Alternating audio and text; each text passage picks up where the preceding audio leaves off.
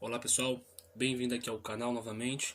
Bom, em primeiro lugar, se inscreva aqui no canal, tá? Clique aqui no gostei e curte o vídeo, tá? Compartilhe o vídeo e vamos crescer aqui aos poucos, tá? Como de costume. O vídeo tem 112 inscritos, mas para mim é ótimo, crescendo sempre aos poucos, tá? Pra gente ter aqui uma comunidade sólida, né? Aqui de membros, né? De inscritos. Bom, em primeiro lugar, como diz aí o título, né, jus ao título, vamos falar sobre um livro fenomenal, muito lindo, sabe? Muito poético, apesar de ser prosa, tá? Que é o Uma Confissão de Lev Tolstói, tá? Aqui, basicamente, o Tolstói tem uma crise de fé, tá? Uma crise existencial, vamos colocar dessa forma, sobre a vida, sobre o sentido da vida, tá? E o Tolstói, aqui ele já está com 50 anos praticamente, né? Então ele começa a compartilhar suas angústias, tá? Sobre a existência da vida, sobre o sentido da vida, tá? E em primeiro lugar, o Tolstói ele vai, no caso, acreditar no progresso, tá? De forma inicial, tá? Porque o Tolstói ele nasceu no século XIX, tá? 1928, 1828, se eu não me engano, 28 ou 29, creio que seja 28, em 1828, tá? E com no caso, mesmo a Rússia sendo um pouco atrasada, um pouco não, até muito atrasada com os demais países, tá?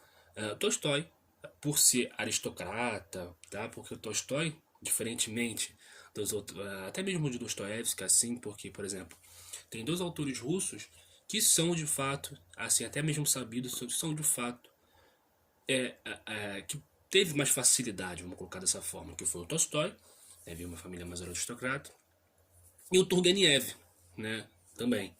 O Dostoiévski, tadinho, ele foi, se eu não me engano, ele era de uma classe, não era classe média baixa, no caso até de profissão mesmo.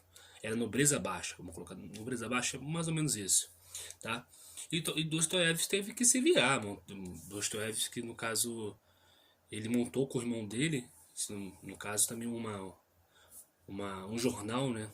Tá? Mas esse não é o tema do vídeo, mas o tema do vídeo é esse aqui, né? Que em tese é isso mesmo, em essência o Tolstói ele veio de uma família aristocrata rica, tá? E nesse caso no início ele tem essa crise de fé, tá? Ou seja, qual é a crise de fé dele? Ele tem tudo. Ele tem mulher bonita, ele tem filhos maravilhosos, ele tem uma casa, assim, não é uma casa, é uma mansão gigantesca, né? Ele sabe disso. O Tolstói sabe que teve uma vida fácil dos demais, né? Ele sabe que veio de uma família bastante abastada, ele sabe disso. Ele não tem dúvida disso. Ele viveu isso, né? Só que ele se vê angustiado, né? Ele acredita na lei de desenvolvimento, no progresso, coisa que os iluministas do século passado passaram pra gente, né? No caso, tô falando aqui século XVIII, né? Também teve os outros também, mas muito fortemente no século XVIII, né? Foi isso.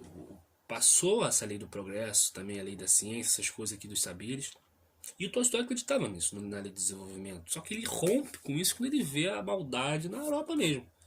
Na Europa que como a gente conhece hoje, como França, como Espanha, como Itália, assim por diante, como Suíça, né? E o Tolstói, ele rompe. Depois se vê angustiado novamente e apela, né? Ou não apela, mas escolhe, no caso, escolhe pesquisar mais também nos saberes disponíveis para ele, que é a biologia, que é a química, que é a física, que é a sociologia, que estava em alta, né, no caso, e assim por diante. Só que ele também, sabe, ele pesquisa sobre aquilo, analisa com calma, mas, né, ele se decepciona, né, com aquilo. O Tolstói se decepciona. Tá? E ele rompe novamente. Daí ele vai aonde? Apela para Schopenhauer, para Siddhartha Gautama, que é o Buda, né, no caso, o criador do budismo, vamos dizer assim, o Siddhartha Gautama, e Salomão, de preferência, no caso, o livro de Eclesiastes de Salomão, né? E ele pesquisa também, ele pesquisa muito Schopenhauer, e Schopenhauer para ele, em essência, né, grosso modo, Schopenhauer afirma que a vida é crueldade, é absurdo, né, no caso. E o Siddhartha Gautama, o Tolstói crê naquela história, que de fato, velho, assim, a tradição budista coloca isso, que Siddhartha Gautama era filho de um príncipe, se não me engano, no Nepal, ou ali entre o Nepal e a Índia, né? E ele viu uma pessoa morta, né? O Siddhartha Gautama, né? E o Siddhartha Gautama, ele viu aquilo e perguntou pro seu servo por que aquele rapaz está doente. E rapaz, não, esse seu rapaz está doente, né? Porque pegou alguma coisa e também já é meio idoso, tal. E ele fala, pode acontecer isso comigo? Vai. Então, ele fica doido e abandona o palácio. Todo mundo sabia essa história. Abandona o palácio e vai viver uma vida ascética, né, no caso, né? E essa história do budismo e tal, ele rompe também, tanto que o budismo ele até não se bica bem com o hinduísmo, que o hinduísmo existia na época do Siddhartha Gautama, né? E assim por diante.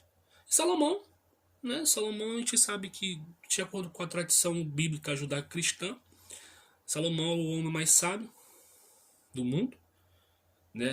Teve inúmeras concubinas, né? Inúmeras mulheres, teve uma riqueza assim indescritível.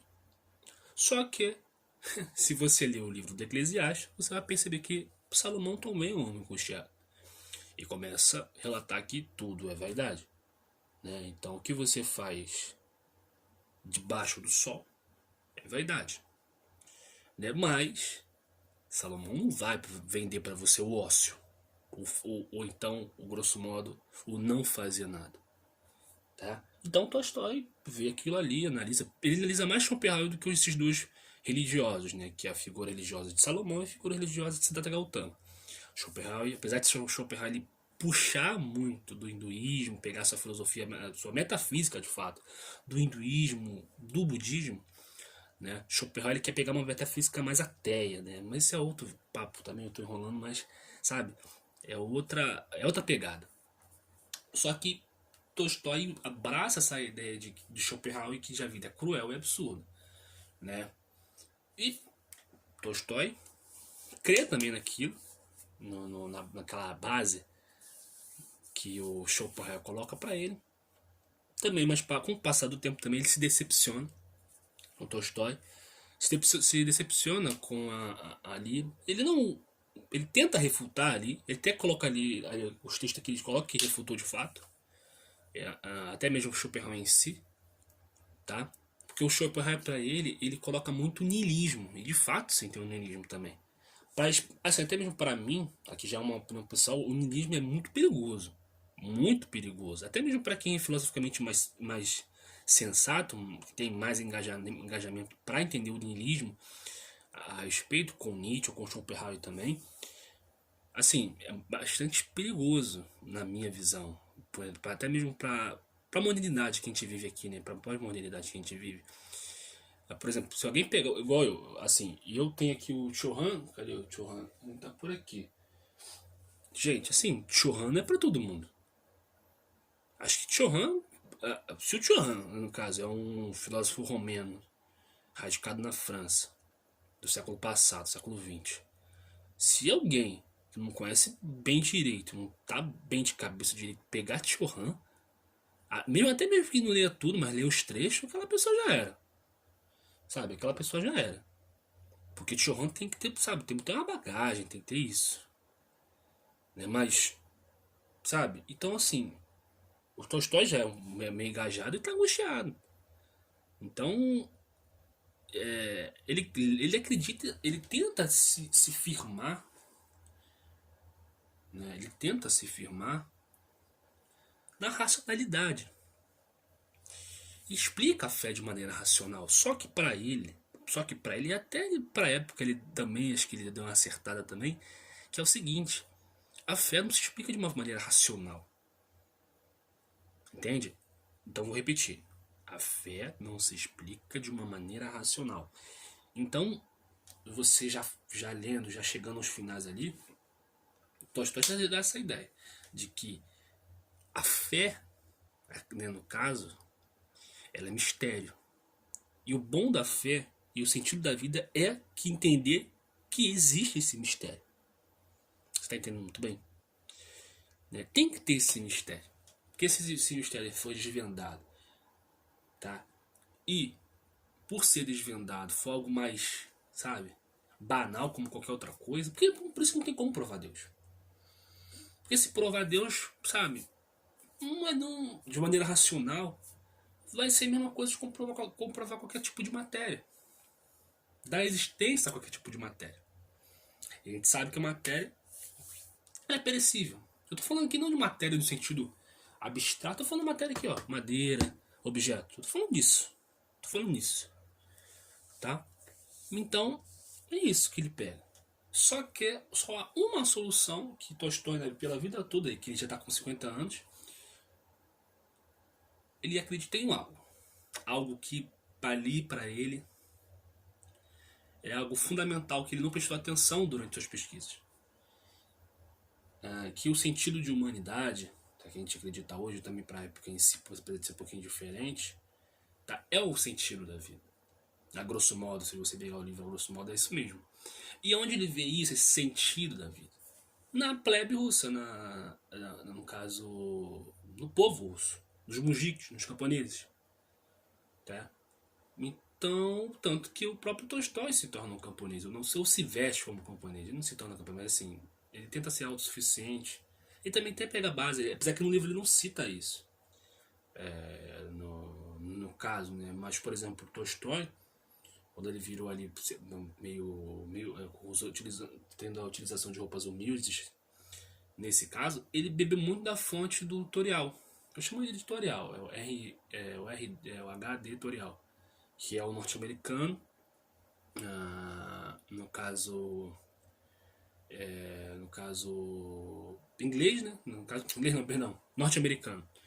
Norte-americano, que ele também quer viver uma vida também algo natural, que está escrito isso na Vida dos Bosques, né? Walden, A Vida dos Bosques, que também influenciou muito Mahatma Gandhi. Só que o que influenciou Mahatma Gandhi foi a desobediência civil, que também que influenciou Tolstói. Só que Gandhi bem foi influenciado pelo Tolstói, porque Tolstói bebeu da fonte tutorial, né? Tutorial, que é o norte-americano, influenciou Tolstói de uma certa maneira, e Tolstói, com aquele movimento, né, que o Tolstói criou um movimento, que é o tolstoísmo, existe, não sei se existe ainda, mas existiu, e o Gandhi pegou essa influência, né? Então foi isso. Então, né, só que para reiniciar, né? Então Tolstói, ele no caso, ele viu o sentido da humanidade, e para ele é o desapego que dá sentido nas coisas. É o desapego da luxúria, o desapego de bens materiais, tá? Que dá a razão, que dá sentido, que dá, vamos dizer, vontade de viver.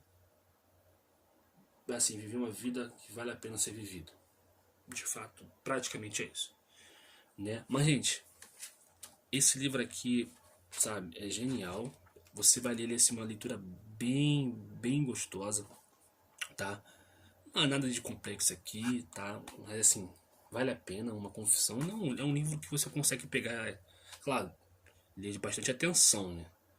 Pegar ele 2 dias, assim, dedicando uma hora e meia. 1 hora e meia, eu acho. Tendo anotação, essas coisas, você consegue já acabar com ele em 2, 3 dias, praticamente. É um livro sensacional. Eu não, sabe, é um livro que tem uma finalidade só, tá? Meio autobiográfico, também óbvio dele, né? Óbvio que é autobiográfico, tá? Mas não é autobiográfico no sentido de, eu era criança, fui adulto. Não, não, não. É autobiográfico no sentido de experiência, no sentido de explicar, né? Da razão à existência. Como a filosofia também faz, a religião também, né? Mas, gente, recomendo Uma Confissão de Tolstói, tá? Bom, gente, Nesse caso, como falei no início do vídeo, se inscreva aqui no canal, tá bom? Clique no gostei e comente aqui no vídeo também. Eu gosto dos comentários, tá? Então clique aqui, valeu pessoal e até!